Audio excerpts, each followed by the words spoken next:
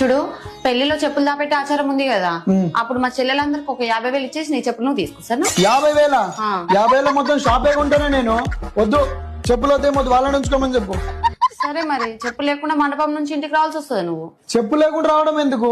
పెళ్ళైనాక ఎట్లా టెంపుల్ కి వెళ్తాం కదా, అక్కడ అంతమంది చెప్పులు ఉంటాయి, దాంట్లో ఏదో చూసి వేసుకుని వచ్చేస్తా, దాంట్లో ఏముంది.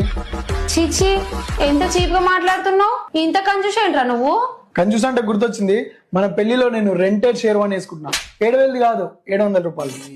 700 షేర్వానా? అంటే పెళ్లి అయిపోయినాక మళ్ళీ దాని డ్రై క్లీనింగ్ ఇచ్చి రిటర్న్ ఇవ్వాలి కదా.